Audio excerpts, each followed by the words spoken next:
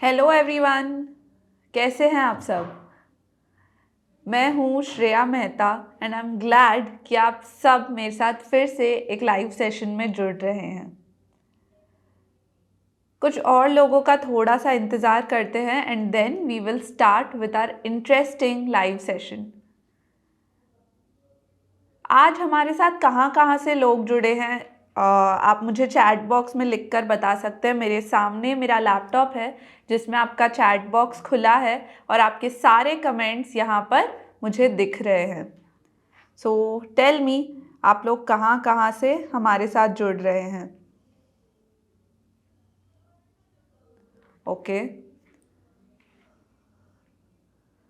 Okay, कुछ लोग मुंबई से हैं, कुछ लोग दिल्ली से हैं, बैंगलोर से कुछ लोग ने ज्वाइन किया है।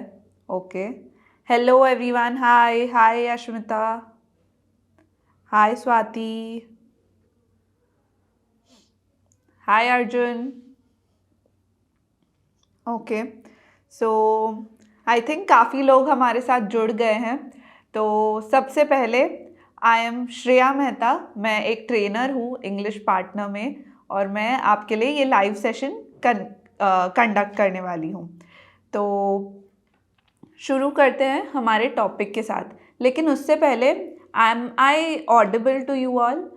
अगर मैं ऑडिबल हूँ तो येस लिखिए चैट बॉक्स में। I hope I am audible and clear. Okay, yes, okay, I am audible. ठीक है, तो शुरू करते हैं हमारे सेशन के साथ। हमारा सेशन है आज प्रेपोजिशंस पर। प्रेपोजिशंस, हम जैसे ही ग्रामर स्टार्ट करते हैं इंग्लिश का, हमें पता है कि सबसे इम्पॉर्टेंट पार्ट है प्रेपोजिशंस। इससे सारे सेंटेंसेस, हर सेंटेंस में प्रेपोजिशंस यूज़ किए जाते हैं और एक नहीं ढेर सारे यूज़ किए जाते हैं। तो बहुत नेसेसरी है ये टॉपिक सीखना। और आज हम बहुत सारे एग्जाम्पल्स के साथ और बहुत सारे रियल लाइफ एग्जाम्पल्स में जो यूज़ कर सकते हैं वो सीखेंगे और उसी तरह हम टाइप्स ऑफ प्रेपोजिशंस भी सीखेंगे। तो आज का एजेंडा मैं आपको बता देती हूँ। सबसे पहले हम प्रेपोजिशंस क्या है ये सीखेंगे, फिर अलग अलग टाइप के जो प्रेपोजिशंस है, कुछ 6 या 7 टाइप के प्रेपोजिशंस हैं, वो सब सीखेंगे और बीच बीच में मैं आपसे कुछ कुछ क्वेश्चंस पूछती रहूँगी। तो उसका हमें करेक्ट आंसर आप देते रहिए ताकि ये सेशन काफ़ी इंटरैक्टिव हो, मज़ेदार हो। क्योंकि लाइव सेशन इसी के लिए है कि इंटरैक्शन होता रहे और आराम से हम दोनों एक दूसरे से बात करके ये टॉपिक सीखें मज़ेदार बनाते हुए। सबसे पहले प्रेपोजिशन क्या है। तो प्रेपोजिशन एक ब्रिज की तरह है। जैसे ब्रिज दो जगहों को कनेक्ट करता है, वैसे ही प्रेपोजिशंस सेंटेंसेस को कनेक्ट करता है। एक पार्ट और दूसरे पार्ट ऑफ द सेंटेंस को कनेक्ट करता है। तो इसका एक्चुअल जो डेफिनेशन है वो देखते हैं। A word that connects a noun phrase or a pronoun to another word, especially to a verb, another noun or an adjective. तो ये जनरली क्या करता है, नाउन, नाउन फ्रेज, प्रोनाउन, जहाँ एक साइड होता है उसे वर्ब या नाउन या एडजेक्टिव से कनेक्ट करता है। इन दोनों के बीच में प्रेपोजिशंस यूज़ होते हैं। अब प्रेपोजिशंस कैसे टाइप के वर्ड्स है, to, for, of, about, on, under, ये सारे प्रेपोजिशंस के अंडर ही आते हैं। और ये सारे वर्ड्स हमें अभी लग नहीं रहा है कि इम्पॉर्टेंट है, बट ये हर सेंटेंस में हम यूज़ करते हैं और ये सबसे इम्पॉर्टेंट वर्ड्स है। तो अब ये हमें समझना है कि कहाँ कौन सा प्रेपोजिशन यूज़ किया जाता है। तो इसके हिसाब से, इसके यूजेस और फंक्शंस के हिसाब से प्रेपोजिशंस को अलग अलग हेड्स के अंडर डाला गया है। तो चलिए देखते हैं कि टाइप्स ऑफ प्रेपोजिशंस क्या है। ओके, सबसे पहले है preposition of time. Preposition of time क्या है, जैसे कि हम वो नाम से ही समझ सकते हैं। प्रेपोजिशन ऑफ टाइम है use to show when something is happening, मतलब ये कब हो रहा है। व्हेन इज समथिंग हैपनिंग, तो जैसे कि in, on, eight, by, since, अगो, ये सारे जो टाइम से रिलेटेड प्रेपोजिशंस है वो सारे प्रेपोजिशन ऑफ टाइम के अंडर आते हैं. टिल, अनटिल, सिंस, ये सब. तो इसके एग्जाम्पल्स देखते हैं. तो सबसे पहला एग्जाम्पल है we will be meeting on Friday. तो यहाँ पर जैसे कि हम देख सकते हैं हम कब मिलेंगे, फ्राइडे को मिलेंगे. और फ्राइडे को हमें बताने के लिए कौन सा प्रेपोजिशन यूज करना पड़ रहा है, ऑन. तो we will be meeting on Friday. On is a preposition of time here. Next है the supermarket will be closed from 9 PM to 9 AM. मतलब रात के 9 बजे से सुबह 9 बजे तक सुपरमार्केट बंद रहेगा. तो यहाँ पर हम फ्रॉम यूज कर रहे हैं. The supermarket will be closed from 9 AM to 9 PM. From और टू दोनों प्रेपोजिशन ऑफ टाइम है. Can you come after some time, मतलब क्या तुम थोड़ी देर के बाद आ सकते हो. तो यहाँ पर after is a preposition of time. We have been asked to work from home until the end of May. Until the end of May मतलब until भी preposition of time है क्योंकि ये बता रहा है कि कब तक हमें work from home है, until the end of May, इसलिए until preposition of time है. तो I hope आप सबको समझ में आ गया कि preposition of time क्या क्या है. ये सब examples जब हम देते हैं तो उसके लिए उससे बहुत ईजी हो जाता है समझना कि एक्चुअल में वो डेफिनेशन क्या बोल रहा है. तो अगला टाइप का प्रेपोजिशन देखते हैं क्या है. Okay, just a second. Yes, तो अगला टाइप का प्रेपोजिशन है preposition of place. Preposition of place जैसे हम बोल रहे हैं उसका मतलब है पोजिशन और प्लेस ऑफ समथिंग. जो कोई भी पोजीशन, कोई भी चीज़ के पोजीशन या जगह के बारे में हम बात करते हैं तब उसे प्रेपोजिशन ऑफ प्लेस कहा जाता है. जैसे कि in, on, at, across, between, under, over, above, ये सारे जो प्रेपोजिशंस है जो जगह को बताते हैं कोई भी चीज़ के, ये सब प्रेपोजिशंस ऑफ प्लेस है. अब आपने देखा होगा कि ऑन प्रेपोजिशन ऑफ टाइम में भी आया था, प्रेपोजिशन ऑफ प्लेस में भी आ रहा है. तो बहुत सारे जो टाइप्स ऑफ प्रेपोजिशंस है उसमें प्रेपोजिशंस रिपीट होते रहेंगे कि ऑन बहुत सारों में होगा, एट कई सारे टाइप्स में आएगा, बाई, विथ, ये सब बहुत कॉमन प्रेपोजिशंस है. बट हमें क्या देखना है, हमें देखना है कि ये किस पर्पस से यूज़ किए जा रहे हैं, क्यों ये प्रेपोजिशन उस सेंटेंस में यूज़ किया जा रहा है. तो हमें उससे पता चल जाएगा कि ये कौन से टाइप का प्रेपोजिशन है. ठीक है, जब भी ये टाइम बताने के लिए यूज़ किया जाए तो प्रेपोजिशन ऑफ टाइम है, जब प्लेस बताने के लिए यूज़ किया जाए तो प्रेपोजिशन ऑफ प्लेस है. तो preposition of place indicate the place और पोजिशन ऑफ समथिंग. इसके एग्जाम्पल्स देखते हैं. I have kept the book I borrowed from you on the table. यहाँ पर ऑन बुक की जगह बता रहा है कि बुक कहाँ रखी हुई है, टेबल के ऊपर. On the table is the key word here. तो on is the preposition used to show the place of the book, इसीलिए on is a preposition of place. Henry hid behind the door. Where is Henry? Behind the door.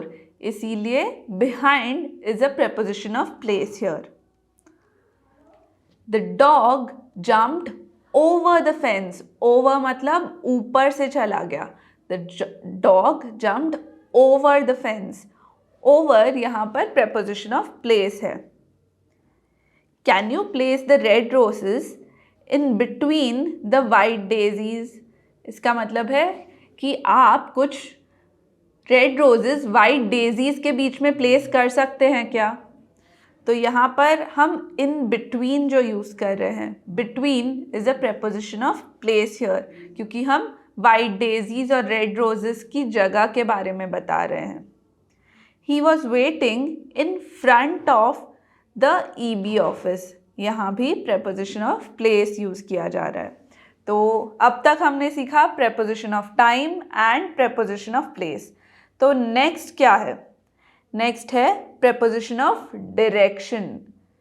मतलब कौन सी जगह क्या move हो रहा है वो जब हम बताएं या उसके बारे में जब हम बात कर रहे हैं, then we use preposition of direction used to denote the direction in which something travels or moves, जैसे कि towards, to, into, ये सब जो है prepositions of direction है।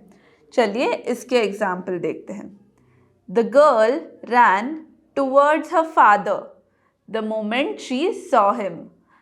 मतलब जैसे ही वो लड़की ने अपने पापा को देखा, she ran towards him। जैसे ही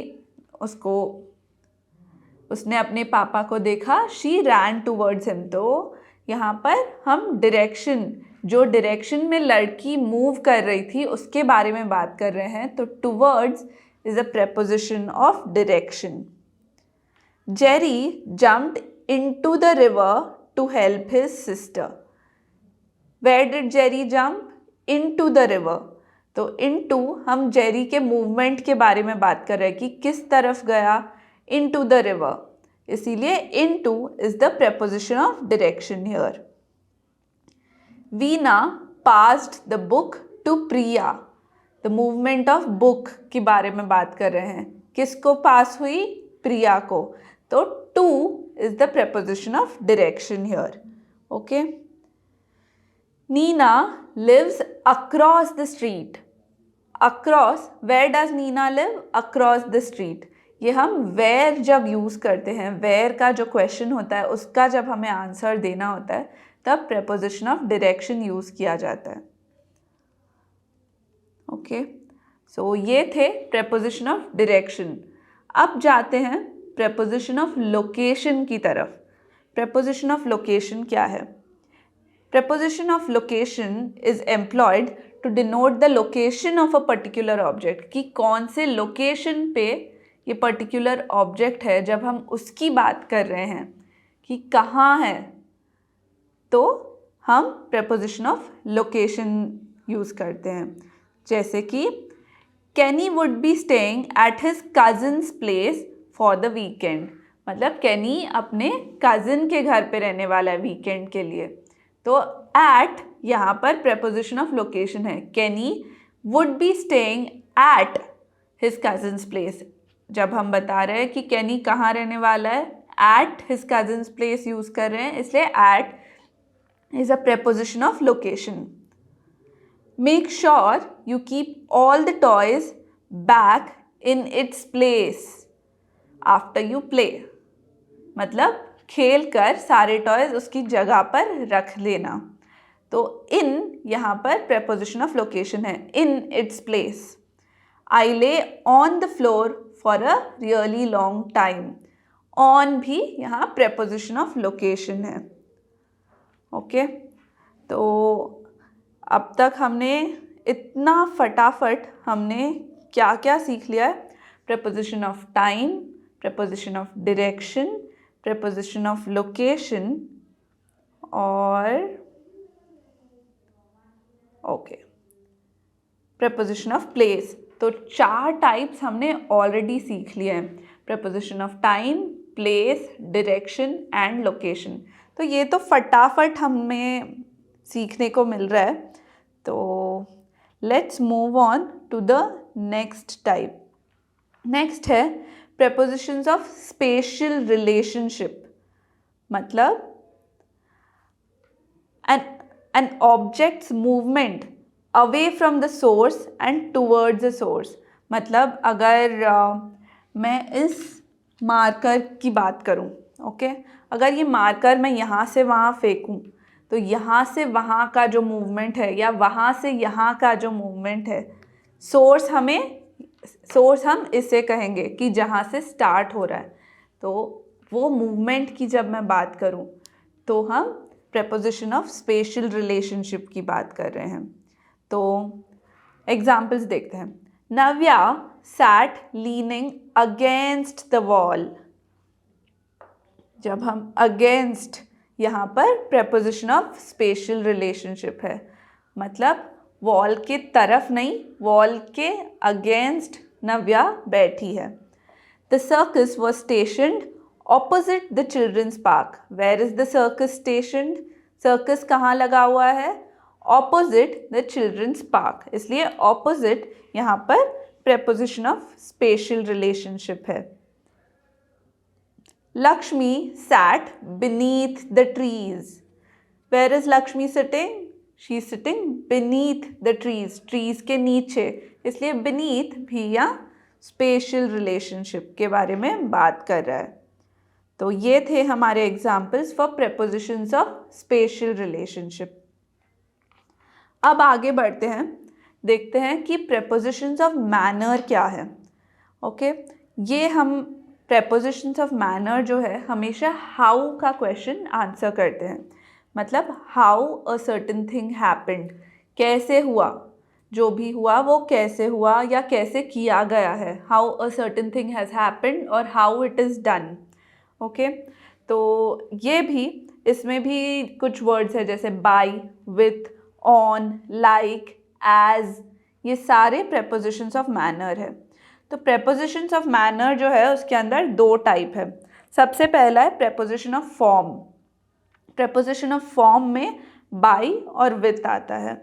okay, they have the same purpose in the sentence but not the same meaning, मतलब by और with दोनों का same purpose होता है लेकिन they don't have the same meaning। ये दोनों बताते हैं what was used to make something happen। prepositions of form बताते हैं कि क्या use करके कुछ काम किया गया है, what was used to make something happen। Let's look at an example with by। He will die by the sword। तो how will he die? By the sword, मतलब वो sword से मरेगा, by the sword। He faces danger with courage। How does he face danger? He faces danger with courage। बहुत सहानुभूति के साथ वो डेंजर का सामना करता है। She lost 2 pounds by turning vegan। by यहाँ पर हमारा preposition है। She lost 2 pounds। How did she lose 2 pounds? By turning vegan।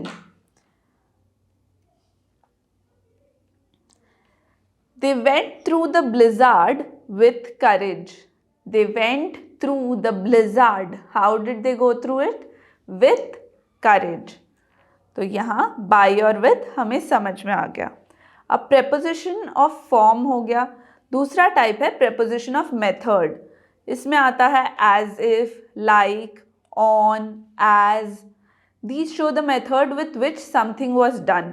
पहले हमने देखा प्रेपोजिशन ऑफ फॉर्म जिसमें बताया गया what was used to make something happen, and यहाँ पर the method with which something is done is, उसके लिए हम प्रेपोजिशन ऑफ मेथड यूज़ करते हैं। मेथड अगर हम वर्ड याद रखें तो उससे हमें पता चल जाएगा the method with which something is done.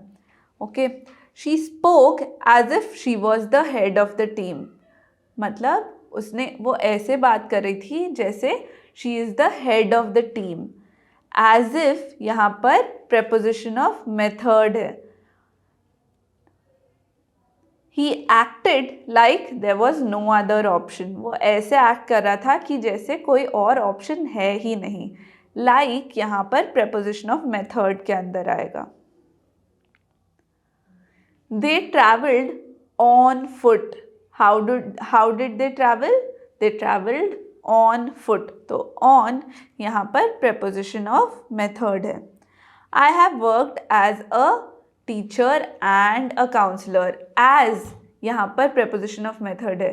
what has she worked as a teacher and a counselor। तो यहाँ पर method हम बता रहे हैं।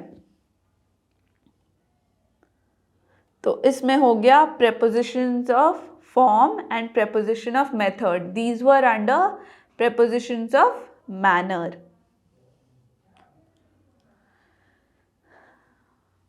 Okay. Next है preposition of contrast and concession. Okay. तो सबसे पहले preposition को साइड में छोड़ते हैं. Contrast का क्या मतलब है? Contrast का मतलब है कि when something is totally different, strikingly different from another thing. जैसे कि black and white दोनों एकदम अलग है, एकदम ऑपोजिट है. गुड एंड बैड दोनों चीज़ें एकदम ऑपोजिट है. तो जब हम ये दो ऑपोजिट बिल्कुल अलग चीज़ों की बात कर रहे हों, then it is called contrast. तो ये preposition of contrast and concession क्या है? इसमें बहुत सारे टाइप के प्रेपोजिशंस है, जैसे कि दो, ऑल दो, एज, नेवरदलेस. ये सारे जो हैं prepositions of contrast and concession हैं. चलिए कुछ एग्जाम्पल्स देखते हैं. दो एंड ऑल दो ये दोनों कैसे यूज़ किए जाते हैं? ये दोनों एक दूसरे के लिए सब्स्टिट्यूट किए जा सकते हैं. जैसे कि although my sister exercises daily, she has serious health problems. मतलब रोज़ एक्सरसाइज करने के बावजूद मेरी बहन को सीरियस हेल्थ प्रॉब्लम्स है. यहाँ हम ये भी कह सकते हैं कि दो my sister exercises daily she has serious health problems. Although या दो हम दोनों यूज़ कर सकते हैं और ये दोनों ही preposition of contrast and concession है. यहाँ हम जैसे कॉन्ट्रास्ट बता रहे हैं कि वो रोज़ एक्सरसाइज करती है लेकिन उसको हेल्थ प्रॉब्लम्स है. ये दोनों कॉन्ट्रास्टिंग चीज़ें हैं, इसलिए हम ऑल्दो एंड दो यूज़ कर रहे हैं. अगला है एज एंड दो. ये दोनों भी हम ऑल्टरनेटिवली यूज़ कर सकते हैं. Okay. Studious though he is not a popular student amongst his teachers. Studious though he is मतलब स्टूडियस होते हुए भी वो अपने टीचर्स के बीच में पॉपुलर स्टूडेंट नहीं है. Studious as he is not a popular student among the teachers. यहाँ एज और दो एक दूसरे के लिए यूज़ किए जा सकते हैं. अगला है इंस्पाइट ऑफ एंड डिस्पाइट. ये दोनों भी हम एक दूसरे के लिए यूज़ कर सकते हैं. जैसे कि in spite of attracting an income tax raid last year, the minister kept his scams going. In spite of attracting an income tax raid last year, मतलब लास्ट ईयर उस मिनिस्टर के घर में इनकम टैक्स रेड पड़ी, फिर भी उसके scams अभी तक चल रहे हैं. In spite of attracting an income tax raid last year, the minister kept his scams going. Despite being so rich, they are not very kind to people. मतलब काफ़ी पैसे वाले होते हुए भी वो अच्छे काइंड लोग नहीं हैं. मतलब बहुत अच्छे से बात नहीं करते लोगों से, काफ़ी रूड है. तो इंस्पाइट ऑफ और डिस्पाइट हम ऐसे यूज़ कर सकते हैं. अगला है नॉनदलेस, नेवरदलेस एंड हाउएवर. ये तीनों भी हम सेंटेंसेस के बीच में यूज़ करते हैं, लेकिन ये कैसे यूज़ होते हैं? जनरली एक सेमीकोलन के बाद इन्हें यूज़ किया जाता है. एक सेंटेंस को जोड़ने के लिए नहीं यूज़ किया जाता. तो इसके लिए हम कैसे नॉनदलेस, नेवरदलेस और हाउएवर यूज़ करते हैं, चलिए देखते हैं. This cat is quick at its feet. However, it can't catch a mouse. तो this cat is quick at its feet, ये ऑलमोस्ट एक सेंटेंस जैसे ही हो गया. However मतलब उसके बजाय भी वो एक चूहे को नहीं पकड़ पाती. However, it can't catch a mouse. This cat is quick at its feet. Nonetheless, it can't catch a mouse. दोनों एक दूसरे के लिए यूज़ किए जा सकते हैं. I'm usually not interested to attend weddings. Nevertheless I will be at my friend's wedding, मतलब मुझे शादियाँ अटेंड करना पसंद नहीं है। नेवरदलेस मतलब फिर भी मैं अपने दोस्त की शादी अटेंड करूँगी। कॉन्ट्रास्टिंग चीज़ें हैं ना, और इसके बीच में नेवरदलेस यूज़ हो रहा है। अगला है all the same and at the same time. तो ये दोनों prepositions ऑफ कॉन्ट्रास्ट कैसे यूज़ करते हैं? Lions are the strongest. All the same, they keep the hunting for their lioness. Lions are the strongest. At the same time, they keep the hunting for their lionesses. तो यहाँ all the same और at the same time भी एक दूसरे के बजाय use किए जा सकते हैं। तो ये थे हमारे prepositions of contrast and concession। तो क्या क्या थे? though, although, as and though, फिर nonetheless, nevertheless, however, in spite of, despite, and at the same time and all the same। ये सारे prepositions of contrast and concession थे। All right? अब मैं आपको बताती हूँ कि हमारा कोर्स क्या है, हमारे कोर्स के डिटेल्स क्या हैं। थोड़ा सा बीच में पढ़ाई से ब्रेक लेके हम ये समझ लेते हैं। हमारा कोर्स जो है ये एक 30 डेज़ का कोर्स है, और अगर आपको इसमें थोड़ा भी इंटरेस्ट है, अगर आप इसमें आसानी से सीख पा रहे हैं इस लाइव सेशन में, तो सोचिए अगर बेसिक से सीखें तो कितना आसानी से आप सीख पाएंगे। तो अगर आप ज्वाइन करना चाहते हैं तो एक लिंक दिया गया है, उस पर क्लिक कीजिए, या इस नंबर जो दिया गया है, जो नंबर नीचे दिया गया है, उस पर व्हाट्सएप पे मैसेज कीजिए, सिर्फ हाय भेजिए, और हमारे काउंसलर्स आपको सब कुछ कोर्स के बारे में समझा देंगे। यहाँ पर हर एक जन के लिए एक पर्सनल ट्रेनर असाइन किया जाता है, और वो पर्सनल ट्रेनर हमेशा आपके लिए अवेलेबल रहते हैं कोई भी डाउट्स क्लियर करने के लिए। अगर आपका कोर्स कंप्लीट भी हो जाए, उसके बाद आपको कोई भी डाउट्स हो, तो वो ट्रेनर्स फिर भी अवेलेबल रहते हैं। ओके, तो आगे बढ़ते हैं। अब हमारे पास है एक क्विज़। इसमें मैं आपसे कुछ क्वेश्चंस पूछूंगी, तो देखते हैं किस किस को सही आंसर आता है। इसमें आपको मैं कुछ फिल इन द ब्लैंक्स जैसे क्वेश्चंस पूछूंगी, और आपको बताना है कि वहाँ पर कौन सा प्रेपोजिशन आएगा। तो वो प्रेपोजिशन के लिए मैं आपको कुछ ऑप्शंस दूंगी, आपको उसमें से चूज़ करना है। आप चैट बॉक्स में कमेंट कर सकते हैं कि कौन सा आंसर सही है। Okay, this shop doesn't have the toys I was looking dash. This shop doesn't have the toys I was looking dash. यहाँ क्या आएगा? अप या फॉर? अप या for? This shop doesn't have the toys I was looking dash, up या for? Please comment guys. मैं chat box में आपके answers पढ़ रही हूँ। Yes, for is the right answer. This shop doesn't have the toys I was looking for is the right answer. The teacher divided the sweets dash all the children. यहाँ क्या आएगा? Between या among? The teacher divided the sweets dash all the children. Between या among?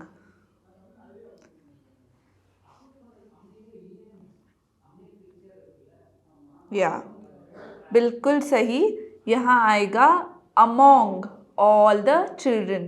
The teacher divided the sweets among all the children is the right answer. Bruce did not fare well dash his examination. Bruce did not fare well dash his examination. In या at? यहाँ क्या आएगा answer? In या at? Bruce did not fare well dash his examination. I'm waiting for your answers. तो अगर आप अभी live नहीं हैं या बाद में आंसर्स देना चाहते हैं तो आप कमेंट्स में भी बाद में आंसर्स दे सकते हैं। ये वीडियो ऐसे का ऐसे ही अपलोड कर दिया जाएगा हमारे यूट्यूब चैनल पर, जो कि है इंग्लिश पार्टनर हिंदी। तो उसे आप सब्सक्राइब कर लीजिए और अगर उसे रोज़ फॉलो करते रहेंगे तो उसमें हमारे वीडियोस आते रहेंगे, उससे आप सीख सकते हैं इंग्लिश और उसमें आप कमेंट्स भी लिख सकते हैं। तो ये क्या था? Bruce did not fare well dash his examination, in या eight?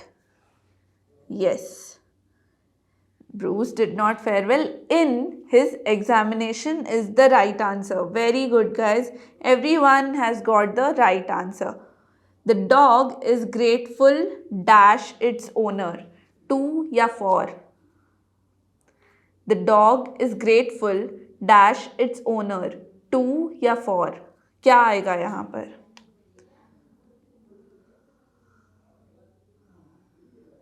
Yes.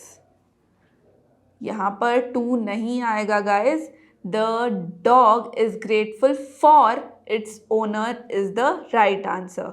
For its owner आएगा यहाँ पर। The dog is grateful for its owner.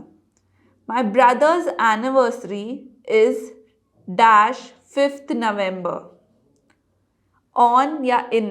Anniversary इन होती है या ऑन होती है?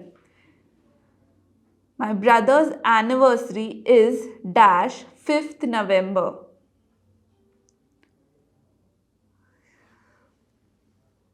Exactly.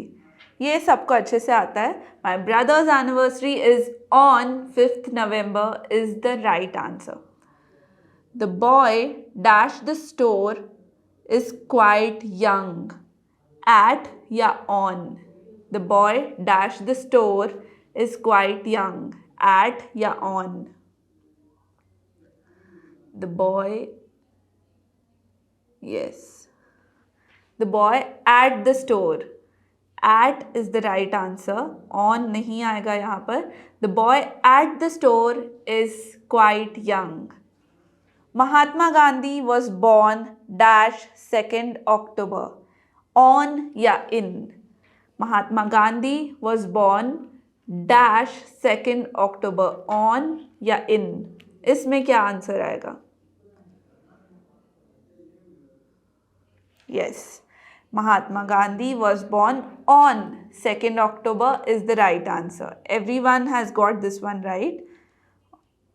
Great guys, I think आप लोग को सबको समझ में आ गया है अच्छे से कि prepositions कब कैसे कहाँ यूज़ करने हैं। तो कुछ और एग्जाम्पल्स देख लेते हैं। Rupert is fond dash muffins.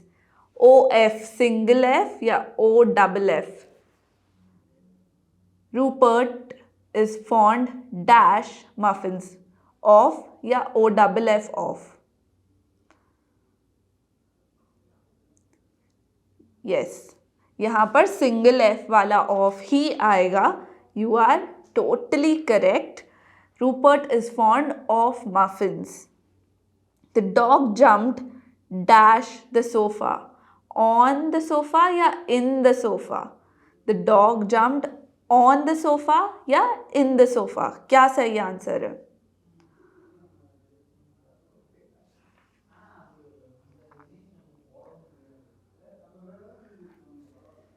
Yes, the dog jumped on the sofa is the right answer. Humpty Dumpty sat dash a wall. ये राइम तो हम सब ने सीखी है, तो इसका आंसर आप सबको पक्का आता ही होगा। Yes, Humpty Dumpty sat on a wall. Everyone has got this one right क्योंकि सबने ये राइम पढ़ी है। Humpty Dumpty sat on a wall. तो ये 10 क्वेश्चन थे। आई थिंक सब कुछ सबने अच्छे से आंसर किया है and everyone has got this right. So awesome guys, I think आप लोग को मज़ा आया। अगर आप सबको ये सेशन अच्छा लगा और आपको मज़ा आया तो please comment yes in the chat box.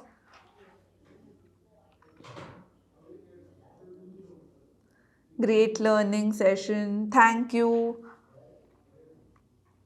I had a great time too.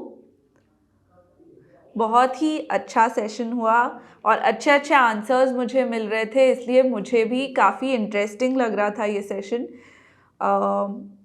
I hope ये सेशन आप लोग के लिए यूज़फुल रहा हो. आप अभी प्रेपोजिशंस जब भी यूज़ करेंगे तब आप लाइक आसपास देख के जब सेंटेंसेस बनाएंगे और आप उसमें नोटिस करें कि हम कौन सा प्रेपोजिशन कहाँ यूज़ कर रहे हैं, प्रेपोजिशन कौन से टाइप का है, कैसे यूज़ हो रहा है. अगर आप थोड़े दिन तक इस चीज़ पर ध्यान देंगे तो ऑटोमेटिकली फिर आप फ्लुएंटली सही प्रेपोजिशंस यूज़ करते जाएंगे, क्योंकि आपको वो लॉजिक समझ में आ जाएगा कि कहाँ क्या यूज़ हो रहा है और क्यों ऐसा हो रहा है. तो जैसे ही लॉजिक समझ में आता है, हमें कुछ याद नहीं करना पड़ता, हमें अपने आप वो सही बोलने में ही आता है फिर. Yes. So yes, thank you so much. I hope आपको ये सेशन अच्छा लगा हो. मुझे भी बहुत अच्छा लगा. मैं यूट्यूब पर रेगुलरली लाइव सेशंस कंडक्ट करती हूँ, तो आप इस चैनल को सब्सक्राइब कर सकते हैं, इंग्लिश पार्टनर हिंदी, ताकि आप ये लाइव सेशंस मिस ना करें. ये बहुत ही हेल्पफुल और मज़ेदार लाइव सेशंस होंगे, इंटरेक्शन होगा बहुत सारा. तो keep watching and stay tuned with us. Bye.